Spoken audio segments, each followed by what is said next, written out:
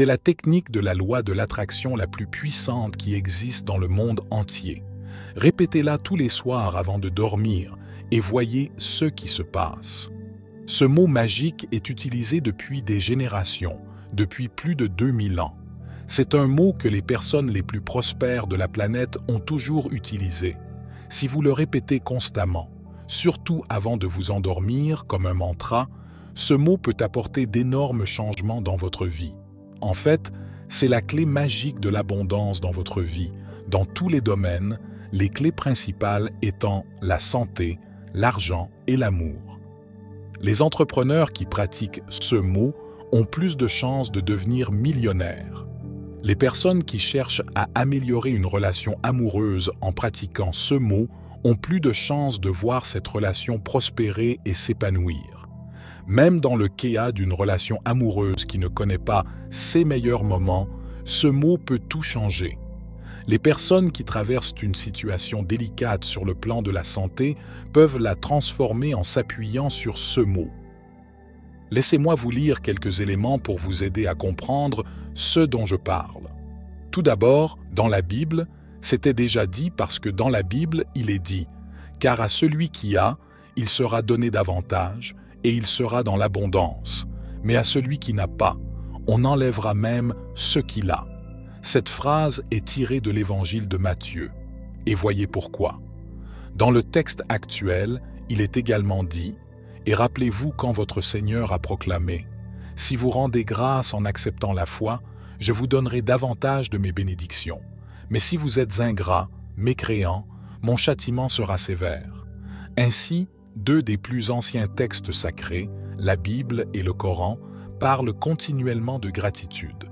Il y a une phrase que j'explique, et c'est une maxime occulte qui dit « La gratitude est la richesse, et la plainte est la pauvreté. » Vous pouvez observer que les personnes qui se plaignent constamment de quelque chose connaissent toujours la pauvreté matérielle dans tous les sens du terme, car lorsqu'une personne se plaint de ceux qui la blessent, cette douleur s'accroît. Lorsqu'une personne se plaint d'un manque d'argent ou de toute autre chose négative liée à l'argent, mon patron me traite mal, mon entreprise ne m'apprécie pas, le fait de se plaindre conduit toujours à la pauvreté. Lorsqu'une personne se plaint d'une relation amoureuse, celle-ci se termine invariablement par une rupture. En revanche, lorsqu'une personne apprécie ce qu'elle a de bon dans sa relation avec son travail, celle-ci prospère invariablement. Lorsqu'une personne apprécie ce qu'elle a avec l'argent, même si elle n'a pas beaucoup d'argent, elle apprécie l'argent qu'elle possède. Cet argent est valorisé, il se développe. Et lorsque vous avez la santé, au lieu de vous plaindre de ce que vous n'avez pas, vous appréciez la bonne santé que vous avez. Parce que lorsque vous manquez de santé, quelque chose est cassé, mais le reste du corps fonctionne très bien. C'est là toute la puissance de la gratitude. Lorsque vous vous plaignez de ce qui ne va pas, cela s'amplifie automatiquement. C'est ce qui s'est passé ces 2 dernières années. Nous avons été tellement bombardés d'informations négatives que lorsqu'une personne commence à ressentir les symptômes de quelque chose, elle ne se concentre que sur cela, ce qui fait que le problème s'amplifie et devient énorme. Maintenant, réfléchissons à une autre façon de faire. Un chemin rempli de gratitude comme une solution magique pour les problèmes corporels, les relations difficiles et les périodes difficiles de l'économie. Pourquoi est-ce que je continue à parler de ce simple mot? Je m'explique.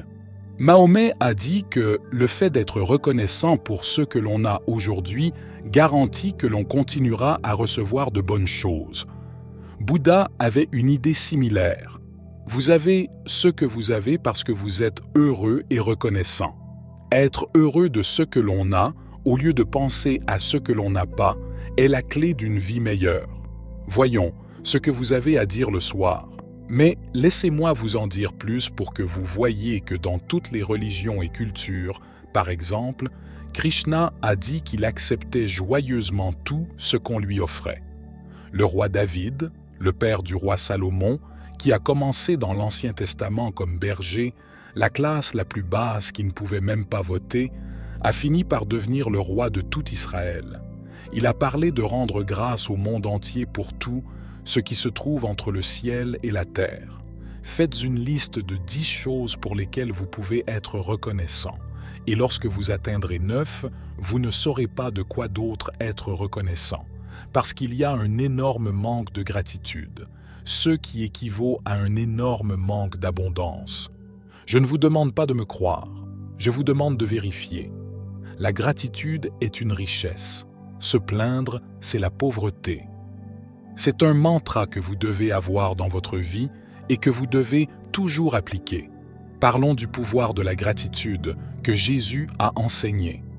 Avant de faire un miracle, il disait « merci », comme si le miracle avait déjà eu lieu. Cette idée de remercier à l'avance, de montrer notre appréciation pour des choses que nous ne pouvons pas encore voir, est vraiment vraie. Lorsque nous exprimons notre gratitude pour ce que nous avons déjà, nos rêves peuvent devenir réalité. La Bible dit quelque chose de similaire dans le livre des Romains. Dites les choses comme si elles étaient déjà vraies. C'est ainsi que Dieu a créé le monde et que Jésus a fait des miracles.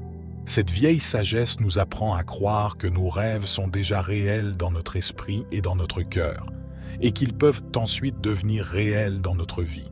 C'est ce que l'on appelle la loi de l'attraction. Pensez maintenant à des personnes intelligentes comme Isaac Newton et Albert Einstein. Newton, lorsqu'on l'interroge sur ses idées intelligentes, répond qu'il a appris des personnes très intelligentes qui l'ont précédé et qu'il les a remerciées. Einstein, dans ses interviews, a dit qu'il remerciait le monde qui l'entourait plus de 100 fois par jour. Alors, tout au long de notre vie, prenons l'habitude d'être reconnaissants et de reconnaître les bonnes choses qui sont en nous. Voyez comment le monde qui nous entoure réagit à nos ondes positives. Ce n'est pas un hasard si les personnes qui réussissent le mieux ne jurent que par la gratitude. Et le mot magique ici est tout simple, merci. Si vous avez étudié des mantras comme Ho'oponopono qui dit « Merci, je suis désolé, pardonnez-moi, je vous aime », vous remarquerez que le remerciement est le véritable moteur de la gratitude. Remarquez que le remerciement est le véritable moteur de l'action. Quel est donc le mantra que vous devriez répéter avant d'aller vous coucher? C'est un grand merci, 10 fois. Lorsque quelqu'un comme Einstein dit « merci » plus de 100 fois par jour, on peut se demander pourquoi il y tient tant. Pourquoi continuer à dire merci comme un disque rayé? Eh bien, le fait de dire merci vous fait réfléchir, mais ne vous fait pas vraiment ressentir, car vous ne créez pas d'émotion. N'oubliez pas que pour que la puissance de votre cerveau fasse tache d'huile et ait un impact sur l'univers, vous devez unir vos pensées et vos émotions. Ainsi, chaque soir, répétez les mots « merci » comme un mantra et vous vous endormirez. La plupart des gens s'endorment en pensant à la série Netflix qu'ils ont regardée, à ceux qu'ils ont entendus à la télévision, à leurs problèmes ou à ce qu'ils doivent faire demain. Ce que nous devons faire lorsque nous nous endormons, c'est ouvrir les portes du subconscient, ouvrir les portes du royaume dont Jésus a parlé. Nous devons nous placer dans la meilleure version de nous-mêmes et dans l'état mental et émotionnel de l'abondance, qui est la gratitude. Répétez donc ce mantra tous les soirs. Dites merci, pas seulement pour les choses que vous pouvez toucher, mais pour ce que vous êtes. Laissez ces sentiments vous envahir, la gratitude pour vous-même, pour les autres et pour tout ce qui vous entoure. Lorsque vous vous endormez, comptez les moutons et laissez leur rythme se fondre dans la mélodie de la gratitude. Croyez qu'en quelques jours seulement, de petits changements se produiront dans votre monde. Je veux que vous fassiez plus que m'écouter, je veux que vous l'essayiez. Partagez vos réflexions ci-dessous et engagez-vous à intégrer ce mantra à votre routine nocturne à partir de ce soir. Ne vous limitez pas à la nuit. Utilisez le mantra pendant les moments d'attente, de mouvement ou d'inaction de la journée. Considérez ces moments de calme comme des occasions de grands changements. Le moment présent est un moment crucial de la vie. Terminons cette vidéo par cette magnifique citation de Siddhartha Gautama, dit le Bouddha. Levons-nous et soyons reconnaissants, car si nous n'avons pas beaucoup appris, nous avons au moins appris un peu. Et si nous n'avons pas appris un peu, au moins nous ne sommes pas tombés malades. Et si nous sommes tombés malades, Au moins nous ne sommes pas morts. Alors, soyons tous reconnaissants. Merci à vous tous d'avoir regardé cette vidéo. Soyez bénis.